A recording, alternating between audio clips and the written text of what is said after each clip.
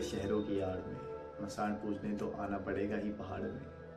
ये कहावत आपने कभी ना कभी तो सुनी होगी अगर आप उत्तराखंड के रहने वाले हैं तो आज की वीडियो में हम ऐसी बात करेंगे मसान के बारे में। मसान क्या होता है, इसके पीछे क्या कहानी है, इसकी क्या रियलिटी है। So let's begin. So hello guys, कैसे आप सभी। मैं हूं Dhruv Karakwal and welcome back to my channel which is words by ध्रुव।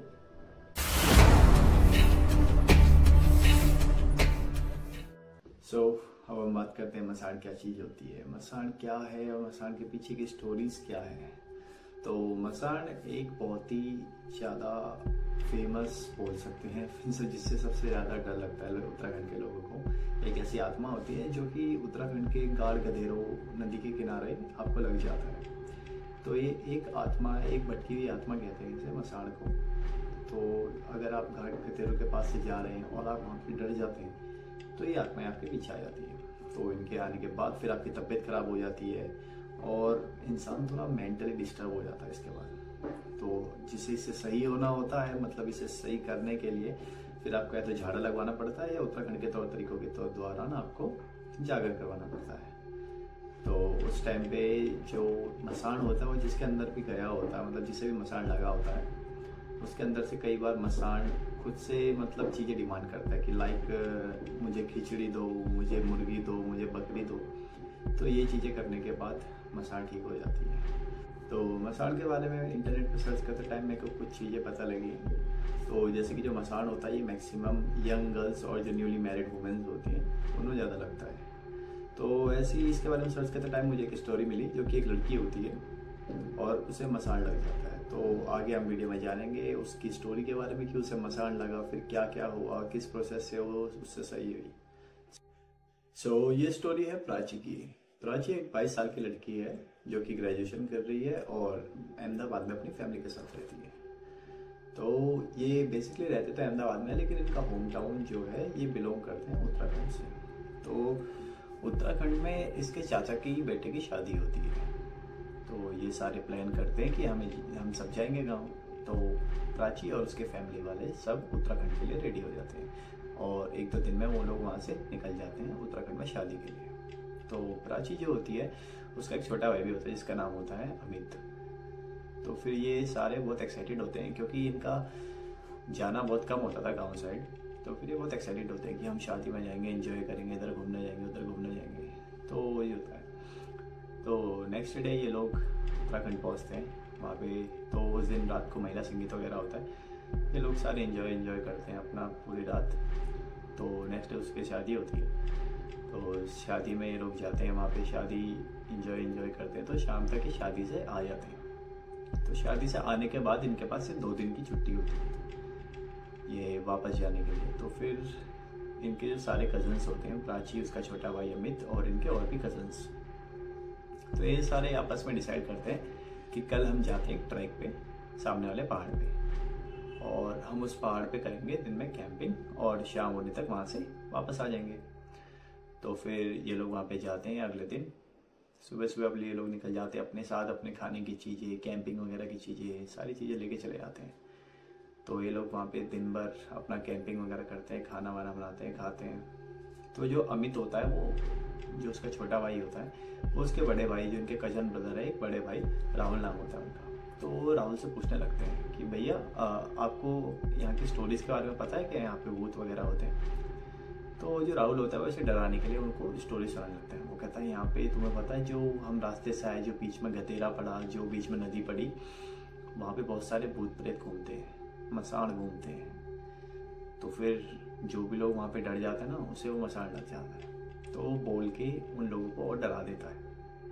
और ये अमित राहुल एंड इनके अदर कजन्स जो होते हैं, सारे आपस में प्लान करते हैं कि हम लोग प्राची को डराते हैं और मैं पहली नदी पार करके, गतेरा पार करके वहाँ छुप जाऊँगा। तो जैसी प्राची गतेरे के पार आएगी मैं उसे एकदम से डरा दूँगा। तो ये सारे लोग बोलते हैं हाँ ठीक है, मज़ा आएगा, बहुत मज़ा आएगा। बट जो प्राची थी वो पहली बहुत घबराई हुई थी, क्योंकि जब उसके बड़े भाई राहुल ने ये बात बताई कि यहाँ पे खतेरे में मसान होते हैं, आत्माएं होती हैं, तो उसकी वजह से वो ऑलरेडी घबरा चुकी थी। तो उस टाइम ऐसा इंटेंस मोमेंट बना हुआ था कि अगर उसे पैर में कोई झाड़ी भी लग जाती ना, वो डर जाती। तो उसका ऐसा मोमेंट बना हुआ था। तो ये लोग एकदम से जाते हैं। इन सबको तो प्लान पता होता है, लेकिन प्राची को कुछ पता ही नहीं था। वो अपने आप में डरी हुई थी कि अभी कुछ ना हो जाए, क्या कुछ दिख ना जाए। तो इस बीच में जो राहुल होता है वो पहले अपना नदी के पास जाके बैठ चुका होता है। तो जैसे ही ये नदी पार करते हैं, नदी पार करने के बाद एकदम से राहुल इसके ऊपर धप्पा करता है, और जो प्राची होती है वो सडन इतनी तेज चिल्लाती है और रोने लगती है। वहाँ पे बुरी तरीके से डर जाती है। तो उस टाइम पे फिर ये सारे जो इसके ब्रदर वगैरह होते हैं वो सारे शांत कराते कि अरे शांत हो जाओ, हम तो मजाक कर रहे थे, कुछ नहीं है यहाँ पे, ऐसा कुछ नहीं होता। तो उसे चुप कराते हैं और उसे घर लेके चले जाते हैं। बट जो प्राची थी वो काफ़ी डर चुकी थी, क्योंकि पहले ही मन में इतनी चीज़ें, फिर एकदम से उन्होंने ये इंसिडेंट कर दिया, तो उस वजह से वो बहुत डर चुकी थी। सो देन उस दिन रात को जब प्राची अपनी बेड पे सोने जाती है, वो अपनी माँ को बताती है कि इन्होंने ऐसे ऐसे डराया मेरे को। तो उस टाइम पे उसकी मम्मी भी, ये लोग मतलब बेसिकली उत्तराखंड से दूर ही रहते हैं, तो इतना विश्वास नहीं करते चीज़ों में, मसान भूत आत्माएँ, प्रेत आत्माएँ वगैरह वगैरह। तो उस दिन रात को जब प्राची सोती है तो उसे रात में बहुत तेज बुखार चढ़ जाता है, और उसे बार बार उसी गधेरे के सपने आने लगते हैं कि जैसे कोई उसे बुला रहा है, कोई किसी ने उसे पकड़ लिया। वो उठना चाह रही थी पर उठ नहीं पा रही, उसकी बॉडी एकदम फ्रीज हो जाती है, तो वो डर जाती है। बट सुबह तक वो सब नॉर्मल हो जाता है, क्योंकि रात रात का ही होता है जो होता है, वो सुबह तक नॉर्मल हो जाती है। बट वो बहुत लाइट और लो फील कर रही होती है। तो उस दिन जब वो सुबह उठी तो उसके बाद उसी दिन मतलब दोपहर में 10-11 बजे के टाइम उन्हें वापस जाना था। तो वो लोग वापस जाने के लिए तैयार हो जाते हैं, और वो वापस उत्तराखंड से अपने वापस अहमदाबाद चले जाते हैं।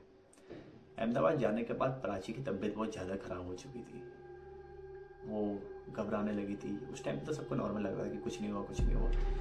तो वहाँ जाके उसकी तबीयत बहुत ख़राब हो जाती है। रात को उसे तेज बुखार चढ़ जाना और गंदे गंदे सपने आना। बट वो ये बात उसने किसी को बताई नहीं कि मेरे को बुरे बुरे सपने आ रहे हैं, मेरे को ऐसा हो रहा है।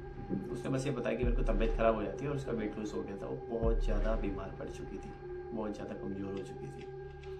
तो उसके जो माता पिता होते हैं वो अलग अलग डॉक्टर्स के पास लेके जाते हैं कि इसे देखिए क्या एकदम से तबीयत ख़राब हो गई, लगता है कि वहाँ जाके इसने कुछ खा लिया था। वहाँ जब ये कैंपिंग करने गए थे इन्होंने कुछ ऐसी मतलब गलत चीज़ खा ली थी। गलत चीज़ आई मीन कि जैसे कुछ एक्सपायरी चीज़, तो उसकी जो फूड पॉइजनिंग वगैरह हो गई है, इससे खाना वाना भी नहीं खा रही है और ये कमज़ोर हो गई है।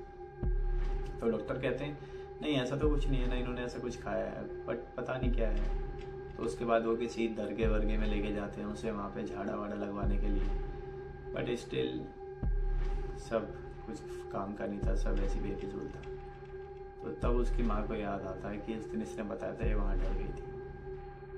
तो जब वो लोग गाँव से वापस आए थे उसके 3 हफ्ते बाद ये लोग वापस गाँव जाते हैं और गाँव में जागर रखवाते हैं। तो जागर रखवाते हैं, वहाँ पे जगरी आते हैं, फिर वो उसे देखते हैं। फिर वो कहते हैं कि इसे मसान लगा हुआ है, मतलब इसे छौ लग गया है वहाँ पे घाट कतेरे में।